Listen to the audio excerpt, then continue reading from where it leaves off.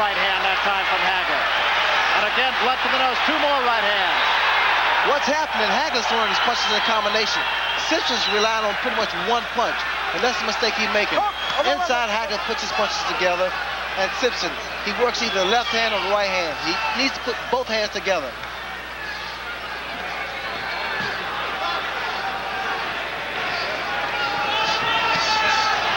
And again, Haglar dusts him with that right hand.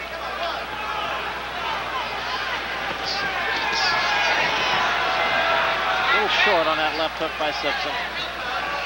What Sibson could do also, Barry, throw a couple lead-off right hands. That's a good punch on the southpaw, against the southpaw rather. Well, he just threw one just now.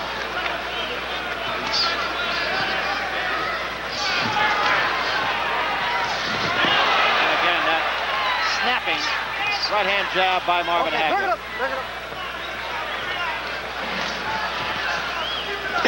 Hold it, hold it. Break it up, break it up.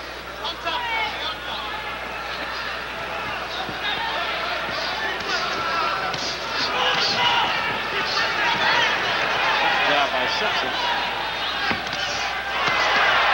Left hand lead that time by Haglar. Goes to right-handed again. Now back to left hand. What a jab. Brilliant jab by Marvin Haglar.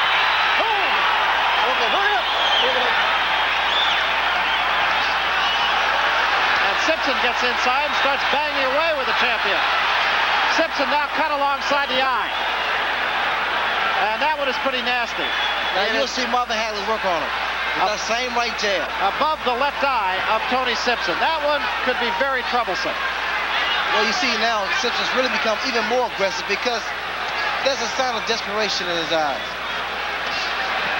Fearing that the fight will be stopped on the cut. That cut is a nasty one. We'll try to get a good look at it between rounds and see if it's above the eye or alongside the eye. If it's above the eye, obviously it is much more dangerous. That was a good combination by Sibson there.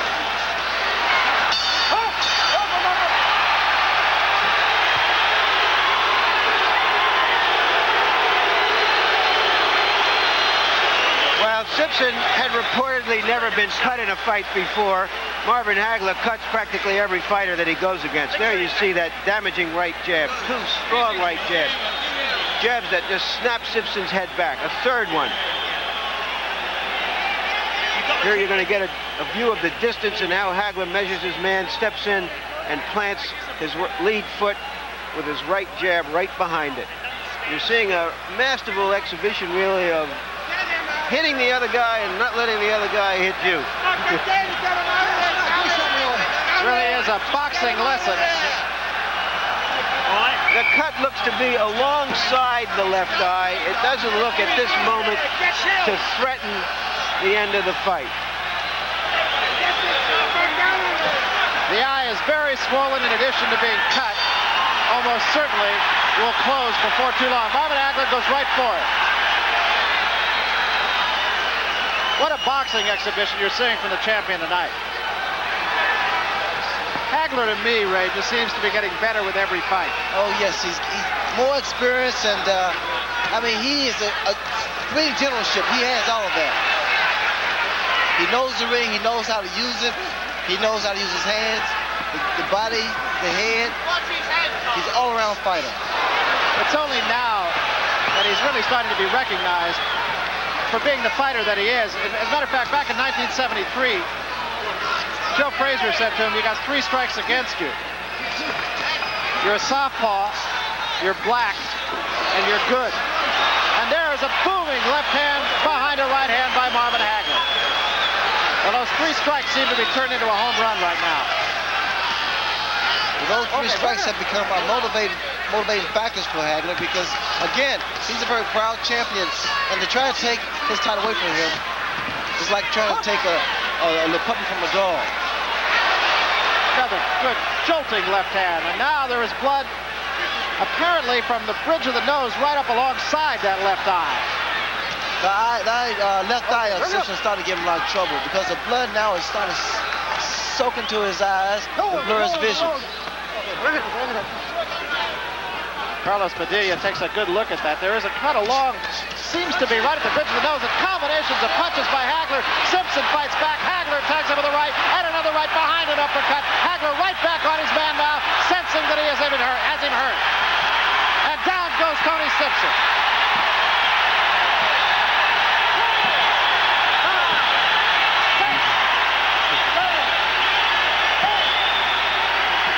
His cup flipped and his protector is loose.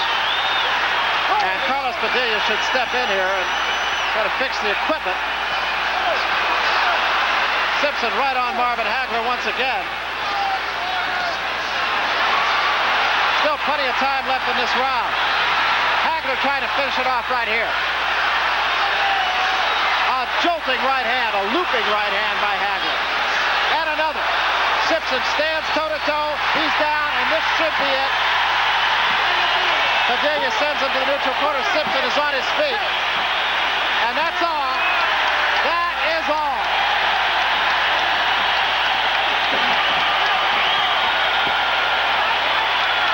To say that Marvin Haglar was impressive would be to make a great understatement. It would be an understatement.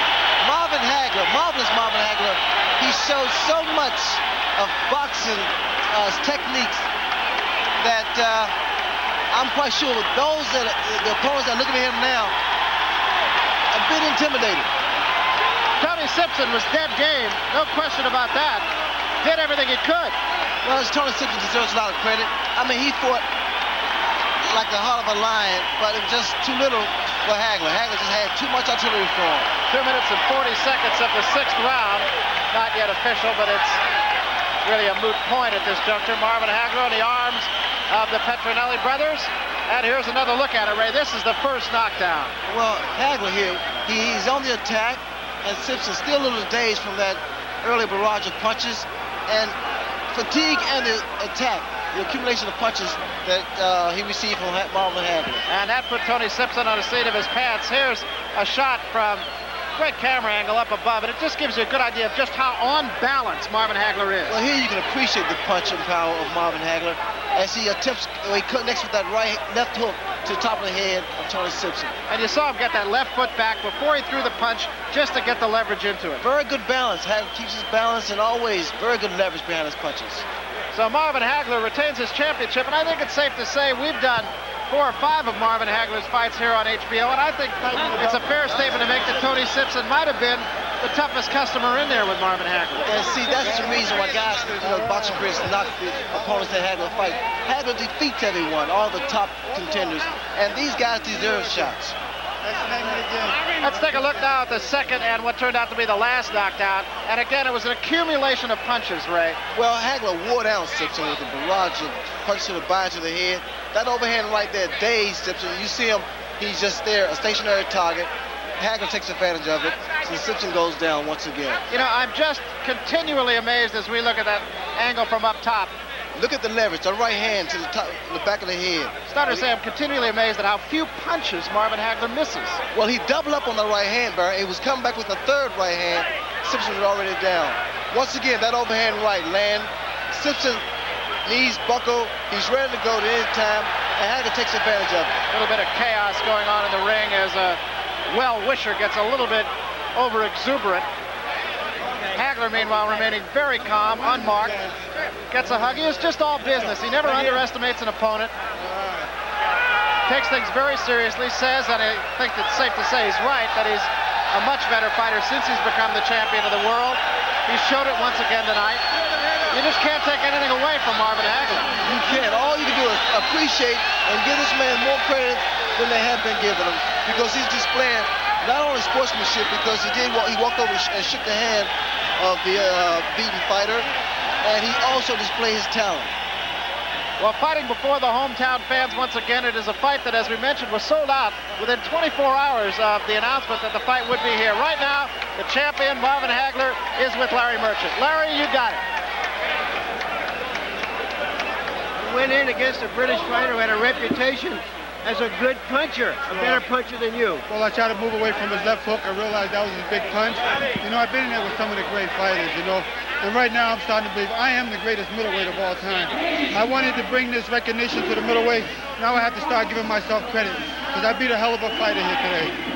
when you say you're the best middleweight of all time, that's for other people to decide. But it suggests that you really feel that you're a better fighter. I'm getting better all the time with every fight.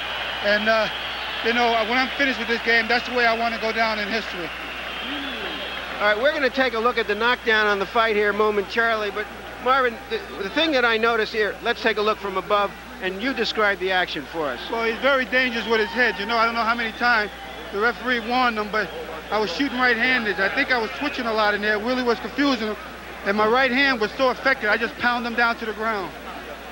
Did you realize that that his equipment had come apart in that round, and he seemed like he was going to be embarrassed? He started falling apart after the first round. He realized that he was in there with a better boxer, a better puncher, and it was just trying to take the play away from him. One of the things I noticed is that you're so patient that in the early rounds, you didn't want to even let him land any punches until you had him worn down. Exactly. You know, I figured